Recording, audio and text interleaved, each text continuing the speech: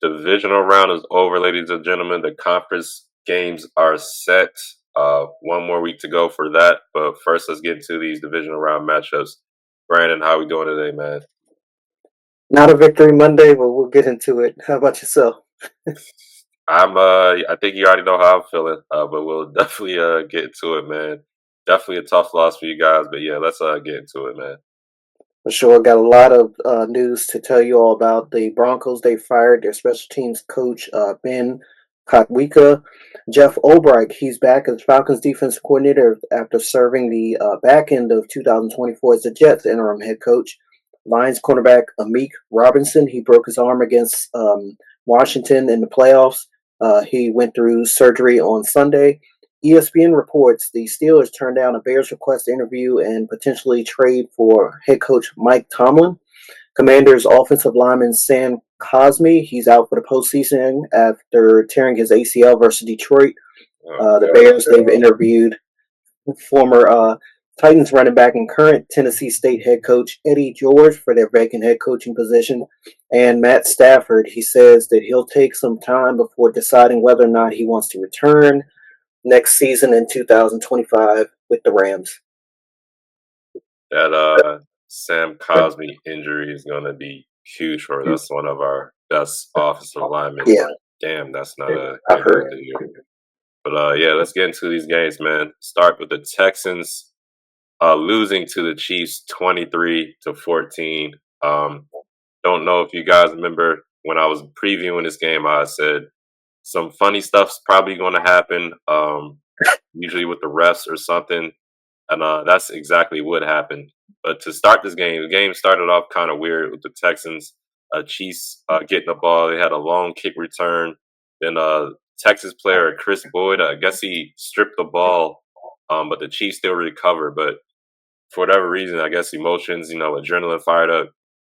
Chris Boyd shoves his coach. It's very weird to start the game, in my opinion. Super weird. Nothing else happened about that. But like I said, funny stuff is happening for the Chiefs. They got a favorable roughing the passer call in the first quarter that kept the drive alive. When Will Anderson hit Mahomes on third down, um, I don't know about that one. It was kind of a bang bang. Looking at the replay, definitely didn't look like helmet to helmet contact was made, but third down kept the drive going. Texans defense did a good job of not letting them score a touchdown. They only got a field goal off that, the Chiefs, I mean. So, it's about 3-6 going into about that point when that happened. Um, yeah, then the Texans, they actually had a very long drive. It was about a 15-play, 10-minute drive to start the second half, ending with a mix and touchdown run. But the goddamn kicker, Kaimi Fairbairn, missed the extra point. Not a good day for him. Um, the Chiefs, they respond with their own long drive. And again, the Chiefs get a favorable penalty of unnecessary roughness.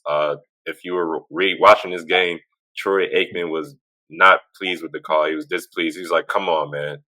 So he was definitely wasn't happy about that call. And then, just to end the game, to piss people off even more, the Chiefs take a safety. Scoring wise, didn't really matter. They were up comfortably, but they were favored to win this game by 9.5 points.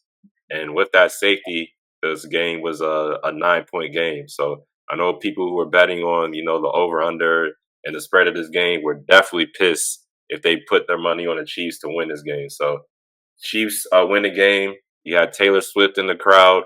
You had Caitlin Clark, WNBA sensation in the crowd.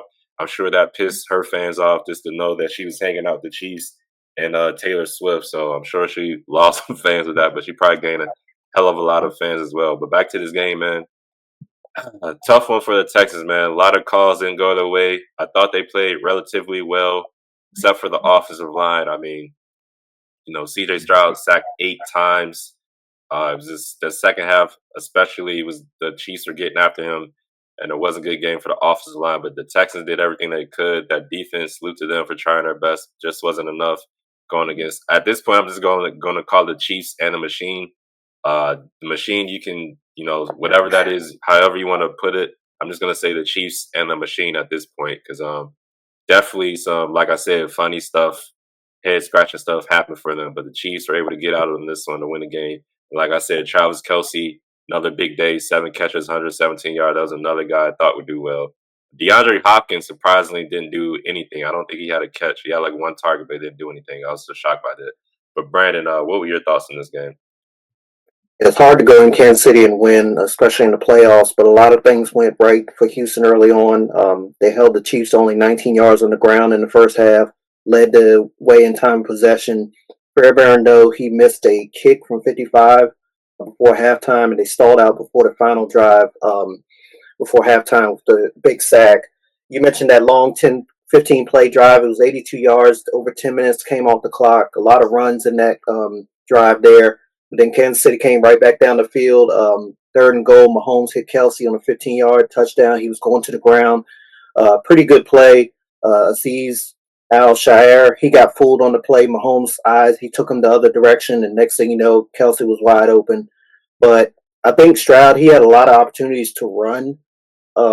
There were some lanes open, but he decided to stay in the pocket, and that's why a lot of those sacks were taken. Especially when Kansas City was blitzing, man, there were some holes there, and he just didn't take it. But yeah, the 8 sacks didn't help on the special teams unit as well. You mentioned they had some short punts, the missed kicks, block kicks, suspect coverage out there. Um, the Houston defense, though, they had no answer for Kelsey's yards after the catch. Uh, it really made a difference in this game because last time they held them in check and they still lost, but we was hoping for that to happen in this time. But yeah, I've been saying this for years, and it's starting to show up even more with them winning more, and it looks like they potentially could go to another Super Bowl. Obviously, if they win next week, the refs, man, it's like strange things happen against them. Strange things happen in Kansas City. Um, there was no penalty on that hip drop tackle, and then they called the roughing the passer on Will Anderson. You mentioned he just shoved Mahomes. In my opinion, that's what I saw.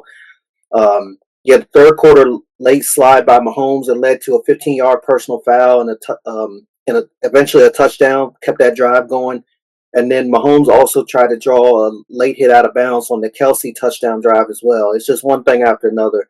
They asked D'Amico Ryans after the game about the questionable calls, and he was like, they knew heading into the game it was going to be them against everybody. And he said, when I mean everybody, I mean everybody. So that's saying something. Like players and coaches after the game for Houston were vocal about it. And I guess they was like, we'll just take the fine at this point because the NFL is probably going to fine them for bad mouthing the refs. But it is what it is. It's crazy, These the amount of calls that they get in their favor, it doesn't make any sense. But um, honestly, I think we both picked Kansas City in this one. We know how hard it is again to go in there and win. We didn't think that Houston had enough, but when you got to go against the refs as well, it definitely makes even more difficult for the opposing team. So hopefully, they'll review some of these plays and hold these refs accountable for some of the stuff that they got wrong, in our opinion. Yeah, definitely, man. All right, battle of the two gutsiest coaches in the National Football League. It was Dan Quinn that came out on top with his Commanders. Your thoughts, Ed? Give it to us.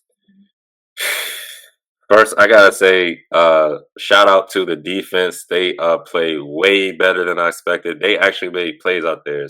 Shout out to Dorrance Armstrong, Frankie Louvu, Jeremy Chin, Bobby Wagner, Quan Martin. Big shout out to him. Mikey Sarenstill, go blue, baby. Another big shout out to him as well, man. I mean, wow. People were texting me during this game, and all I could say was, I'm shocked. I can't believe what's going on. This is insane. I was completely stunned by the outcome of this game, just the way the game was going. Man, this game from the start, everyone predicted it would be a shootout. It certainly was, man. But to start this game, another weird kickoff. The damn kicker Zane Gonzalez kicked the ball out of bounds, and when I saw that, I was like, "Oh boy, here we go! It's already started." So just to start the game, I was thinking, I don't know, but let's get to the end of the first quarter. Scores 3-7. Lions are driving.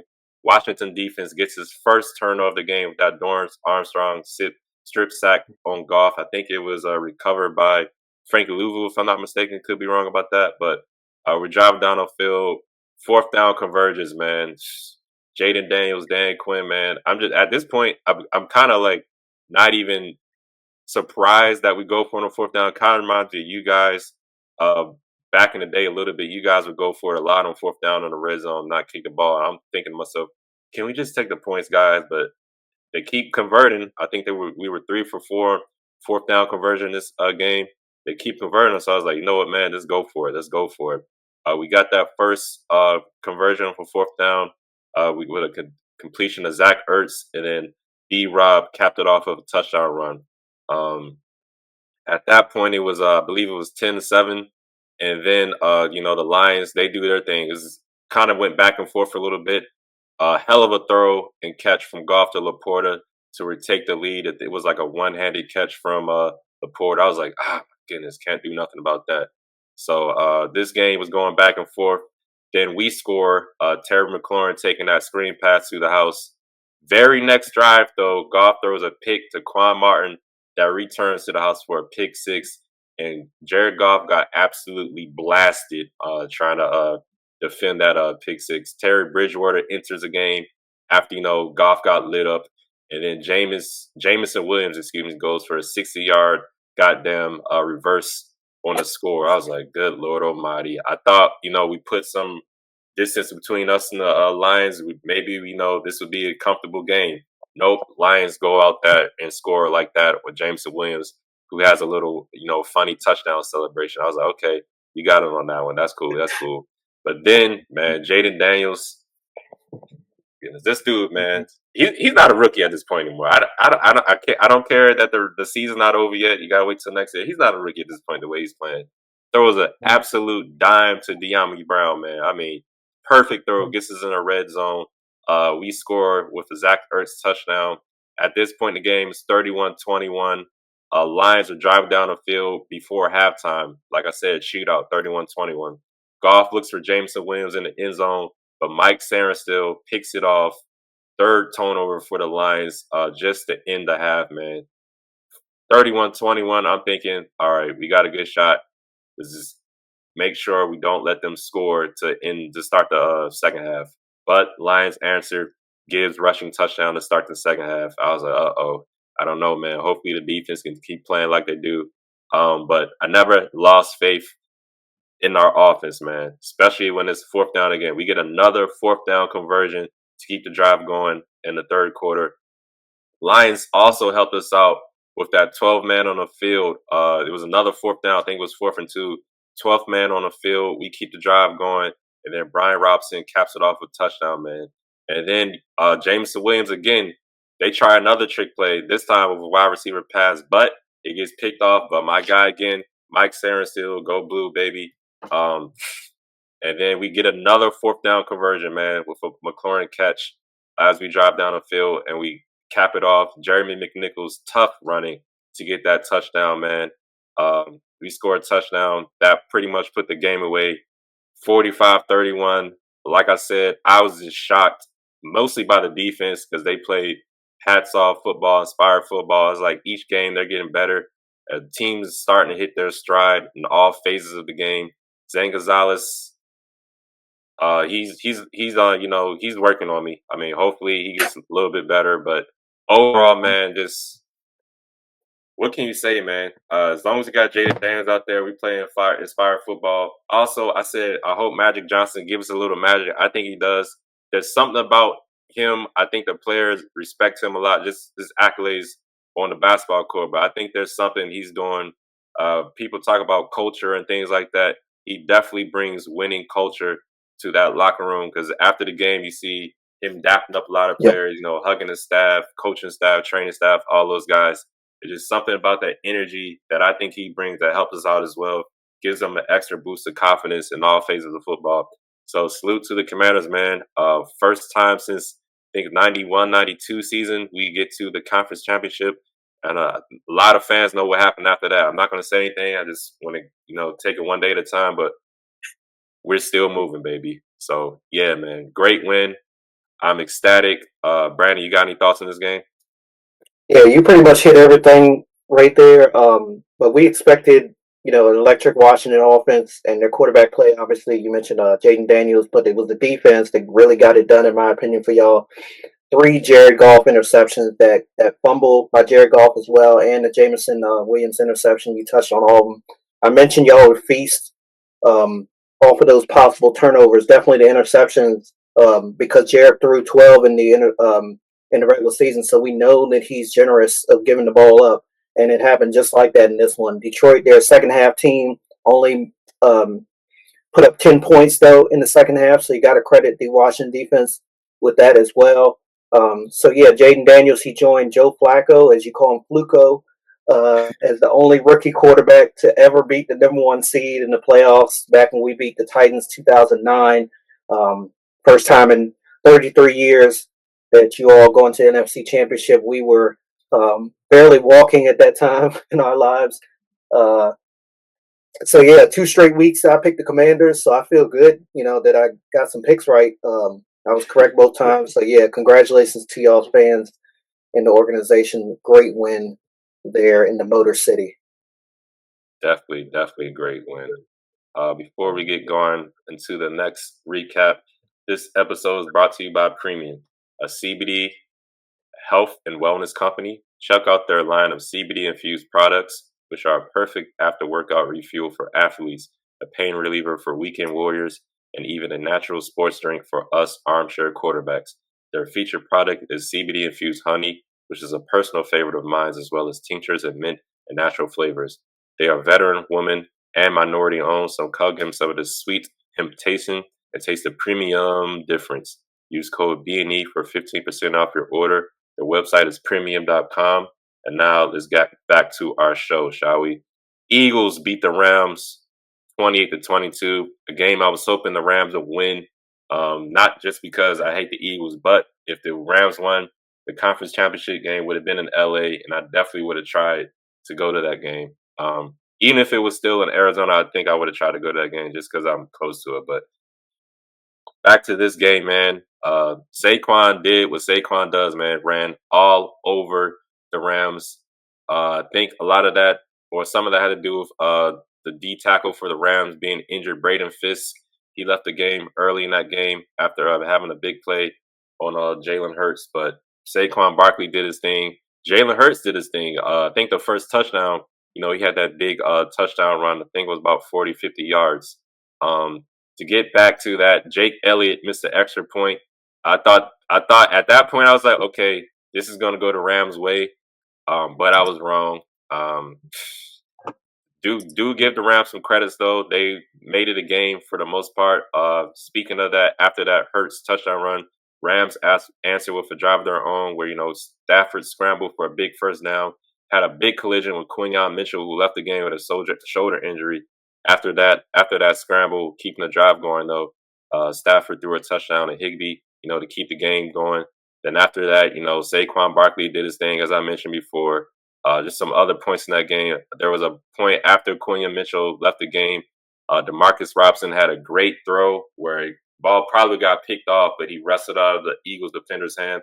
I think it was Isaiah Rodgers was the defender he wrestled out of his hands of, but just wasn't enough for the Rams Eagles defense. That D line started to make plays. Jalen Carter, huge force in that game, getting some sacks. Believe Matt Stafford threw a pick, if I'm not mistaken. If not a pick, there was a fumble that got forced where the Eagles needed that and were able to rush down the field and score. Just a great game overall, but Eagles, God damn it, man! I was really hoping they lose this game, man. God damn, I do not want to play them. We'll talk about that more next week. Saquon Barkley kind of put the game on ice in a sense where he rushed. I think it was like a 60-yarder towards the end of the game. Rams kind of had a chance. They got the ball back, but it just wasn't enough in the end. Eagles, stopped them, and they're going off NFC East. King and battle of the NFC East next with the Commanders and Eagles.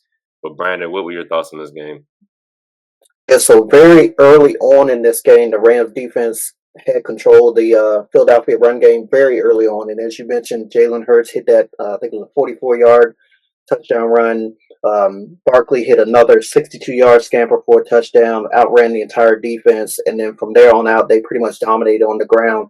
The Rams, though, did have four first half sacks, including two back to back there to close out the first half, and I think that kind of helped them in the long run. Well, keep it close in a sense. But yeah, it started to snow a little bit more after halftime. Their passing offense in Los Angeles, it wasn't as effective as we normally see.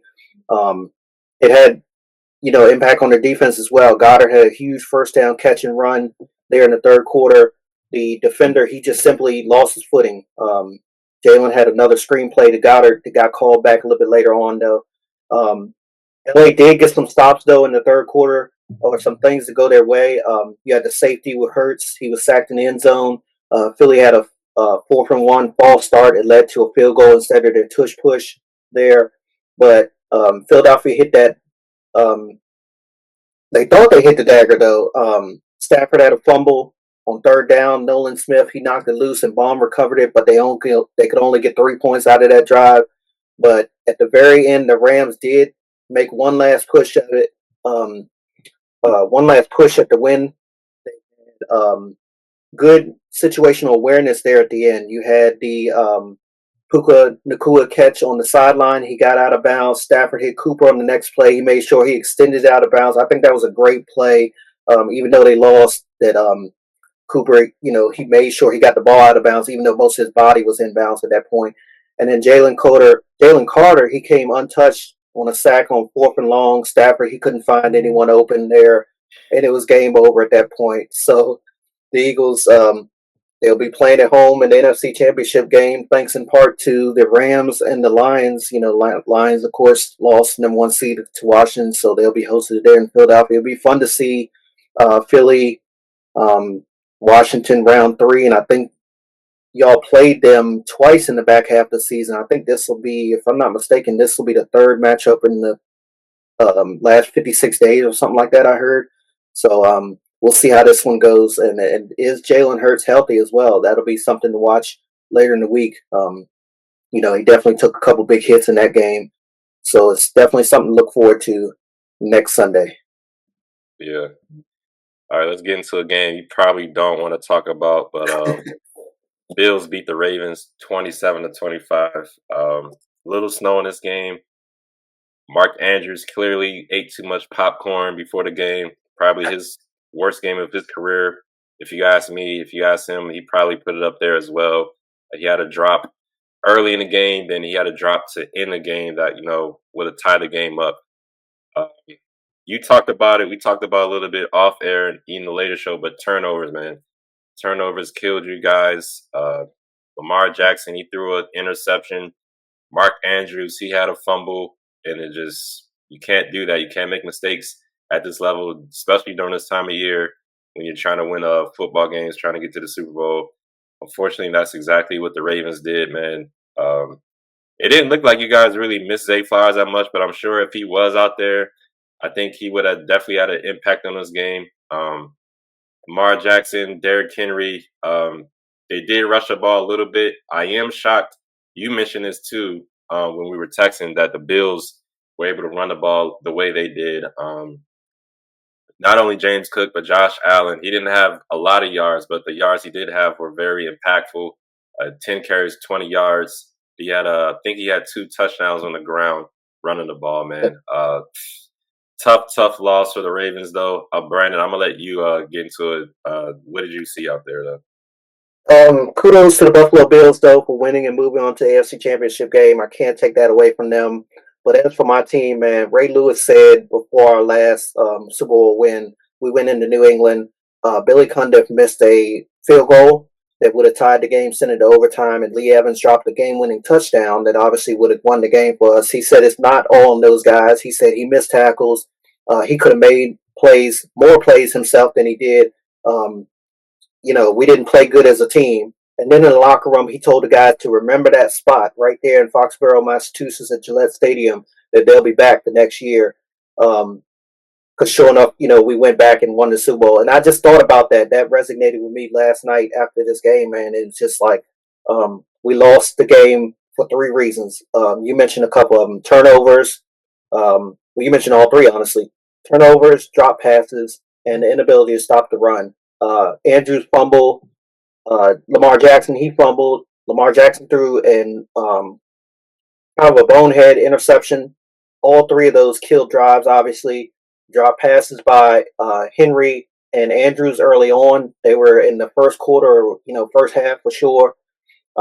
Probably forgetting a few more, honestly. There was just, way too many mistakes, mental mistakes. Buffalo ran for 147 yards and three touchdowns on the ground. Each of those touchdowns were within 4 yards of the goal line. That's somewhere where we're typically over the years are very stout, and we just had no control there. Our defensive line um, against the Buffalo run game. And then the honorable mention, our offensive line could not handle their blitz packages at all. Every time I turn around, they had a defender in the backfield, and Lamar was under way too much duress the entire game. Um, Again, I take pride in stopping the run, man. I don't want to give up more than 70 yards on the ground. I will take a 400-yard passing game in a heartbeat before we give up as many yards as we did on the ground in this game. Don't get me wrong, though. James Cook and those guys, they got a good, well-oiled running machine up there, man. I said it, Yeah, most of this season that we'll see how dangerous this Buffalo Bills team is with a run game. And Josh Allen's getting a lot of credit for what he did this season. He's an MVP candidate. He's your MVP candidate. But I think that part of the reason why he's doing what he's doing is because they are able to run the ball with a running back this year. For years, it's been Josh Allen getting out and getting those runs on quarterback scrambles and stuff. But yeah, I got to give credit to two of their guys though as well that didn't play in the Week 4 matchup. Terrell Bernard, he had a big fumble recovery. Yeah, fumble recovery, and Matt Milano, he was just all over the place. I've liked Matt Milano for several years now. Both of those guys made key plays to help their team win. We shot ourselves in the foot though several times. It shouldn't have came down to that Mark Andrews 2 point conversion period. Again, it should we had ample enough opportunities to keep drives going and put points on the board, but we did not. Which, by the way, that 2 point conversion was the same play they called a couple years ago against Pittsburgh. I think it was in the regular season. To Mark Andrews, I remember we had called timeout. They called it. Lamar Jackson, Mark Andrews, and one other player went back to the sideline to talk with the coaches. So it's like, okay, we obviously going to Mark Andrews on this play, and Pittsburgh sniffed it out and you know blew the play up. And the same, well, not the same thing happened in this one, but um, Andrews dropped it. But a lot of Ravens fans are like, well, we had 2 2 point conversion failed, and neither time we tried to use Derrick Henry. Not even, and something we haven't done since he's been here all year was the halfback pass. He used to do that in Tennessee all the time. Even trying something like that, just get Derrick Henry involved or let the ball stay in Lamar Jackson's hands on a run, in my opinion. Just get out. He can go east to west, and Lamar can outrun pretty much everybody in the defense. I don't know why we didn't try it on either of these 2 point conversions, but it is what it is. I got to give again credit to the Buffalo Bills for getting it done. Congratulations to them, and let's go Buffalo next week against Kansas City because I do not want to see the Chiefs in the Super Bowl again. Period. All right, everyone. Let's go to our player awards for divisional round. Offensive player of the week. We may be on the same page with this one. Saquon Barkley, 26 for 205 yeah. yards and two touchdowns. Took a little while for that offensive run game to get going for Philadelphia. It was like the middle to the latter part of the first quarter. But when they did, man, I think it was well over it was damn near close to 300 yards on the ground for Philadelphia. I don't have the stat sheet up, but who's your offensive player of the week? Same, Saquon Barkley. Yeah, he killed it. Gotcha. All right, on the defensive side of the ball, I'm gonna come to you first. Who you got? I want to give it to the whole Washington Commanders defense. That's the first time probably I got to rewatch some of the shows. It's probably the first time in my damn B&E podcast career that I would try to do something like that. But if I got to single out one guy, I got to give it to my guy from Michigan, Go Blue, Mike Sarenstill, 4 total tackles, 2 big interceptions as well. Big ball football right there, man. Definitely did his job. Those interceptions were definitely needed. So Mike Sarenstill, he's made defensive player of the week. What about you? I said it in our preview show, Championship DNA with Kansas City. George Karlaftis, 5 tackles, 3 sacks, 3 tackles for losses. And I think 2 of those sacks came on back-to-back plays, if I'm not mistaken, near the end of a quarter or the end of the game. Um, he's a guy I talk about a lot on this show. He's a dominant force there, defensive end, to go along with Chris Jones, my defender of the week, George Karlaftis. Special teams. I got Tyler Bass, Buffalo Bills, 2 fourth quarter field goals. They were kind of the difference in the outcome of this game, including one from 51 yards out. He had 3 extra points as well. Who do you got? Even though he missed 2 extra points, I got to give it to the Eagles kicker, Jake Elliott. 3 for 3 on field goal, 44 yards as long as one. Snowing out there, you definitely could see, Eagles players trying to wipe off the field for a spot for them to get a good kickoff. 6 point game, basically. He missed one of those field goals. The trajectory of this game could be even more different. So I got to give it to Jake Elliott as my special teamer of the week. Bonehead player call of the week. I'm going to go to the Texans Chiefs game. Houston had the ball 4th and 10 at the Kansas City 40. It was near the end of the game. The Texans decided to go for it. The play clock was expiring. They barely get the snap off. Offensive line for Houston that just been battered all game, all season long, into last season as well. Kansas City sends the whole house. Karlaftis gets home, loss of 16 yards and turnover on downs. So what little bit of chance they had to win that game just got tossed right out the window there. That's my bonehead play of the week to the Texans offensive line. Who you got? My bonehead player of the week goes to Jamison Williams, a wide receiver of the Lions. They try to get tricky with that wide receiver pass. My opinion, he should have never thrown the ball or throw it out of bounds or try to run it. But definitely made a bonehead decision throwing that ball. Mike Saren still made a great play on the ball to pick it off. And, the rest is history after that. So Jameson Williams, my bonehead player of the week. Also, I kind of want to give you bonehead play for that touchdown celebration you did that one time too. So yeah, salute to Jameson Williams, sir. Yep. All right. Special thanks to everyone for watching and supporting our show. Please hit the subscribe button if you can. Follow us on IG at B&E Podcast as well as on X at Podcast B&E. We are definitely looking forward to championship weekend, even though it's going to be in Kansas City, one of the games. I'll be watching them. We'll be back Friday on Friday's show to break both of those games down and let you know who do we think is going to the Super Bowl. Until next time, love one another.